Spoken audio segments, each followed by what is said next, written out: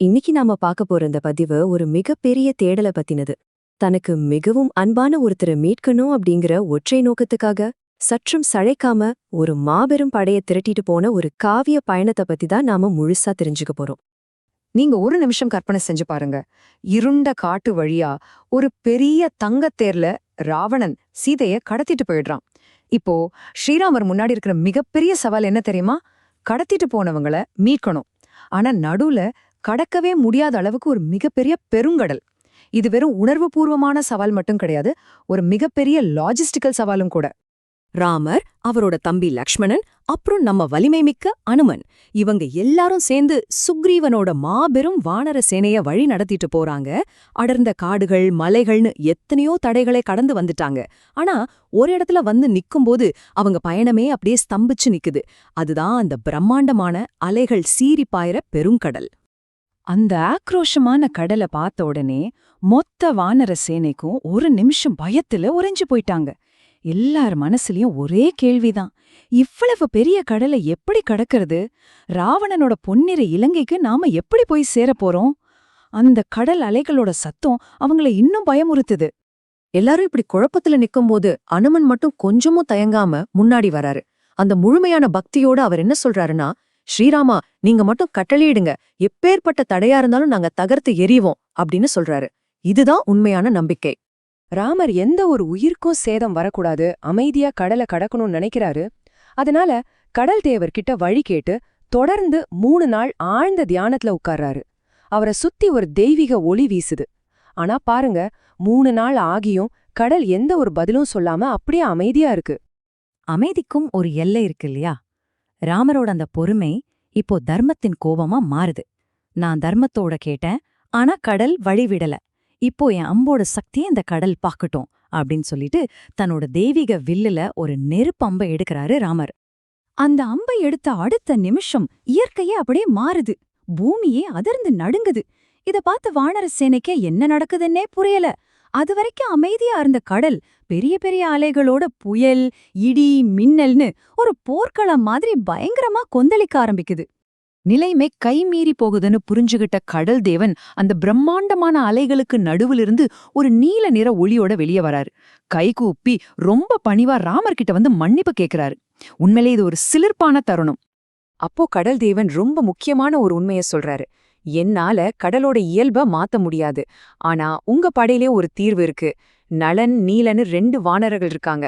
அவங்க தொடுற எந்த கல்லும் தண்ணில மிதக்கும் அப்படிங்கிற ஒரு விசேஷ வரம் அவங்களுக்கு இருக்கு அப்படின்னு ஒரு பெரிய ரகசியத்தை உடைக்கிறாரு. அவ்வளவுதான், அடுத்த கட்டளை பிறப்பிக்கப்படுது. நளன், நீலன் தலைமையில ஒரு பிரம்மாண்டமான கட்டுமான பணி சூடு பிடிக்குது. ஒரு பக்கம் பெரிய பெரிய மரங்கள், மலைகளை வானரர்கள் தூக்கிட்டு வராங்க. ஒவ்வொரு கல்லுலயும் ராமாங்கிற பெயர் எழுதப்படுது. அத தண்ணில போட்டா ஆச்சரியமா அது மூழ்காம அப்படியே மிதக்குது. இந்த டீம் ஒர்க் எந்த அளவுக்கு பெருசுன்னு யோசிச்சு பாருங்க. சாதாரண கற்கள் பத்தாதுன்னு சாட்சாத் அந்த அனுமனே வானத்துல பறந்து போய் பிரம்மாண்டமான மலைகளை பேர்த்து தூக்கிட்டு வந்து கொடுக்கறாரு. அந்த மொத்த படையோட உழைப்பும் வார்த்தைகளால சொல்ல முடியாத அளவுக்கு பெருசு. இந்த எனர்ஜியை நீங்க ஃபீல் பண்ணணும். ஆயிரக்கணக்கான வானரர்கள் கடல்ல அந்த பெரிய பாறைகளை வீசும்போது எல்லாரும் ஒரே குரல்ல ஜெய் ஸ்ரீராம்னு முழங்குறாங்க. அந்த கடல் அலைகளோட சத்தத்தையும் தாண்டி அவங்களோட அந்த முழக்கம் விண்ண பிளக்குது. அப்படி ஒரு பாசிட்டிவ் எனர்ஜி அந்த இடத்துல. அறிவியலையே தூக்கிச் சாப்பிடுற ஒரு மேஜிக் இது.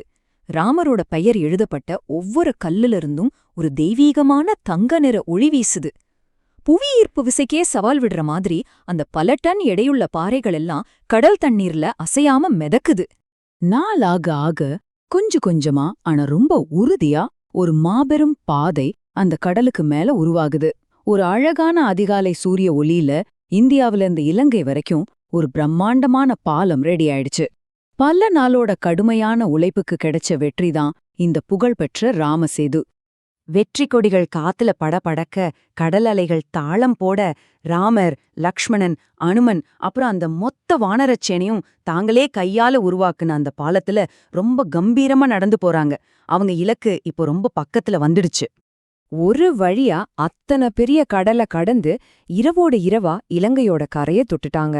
தூரத்துல பொன்னிறமா இலங்கை ஜொலிக்குது.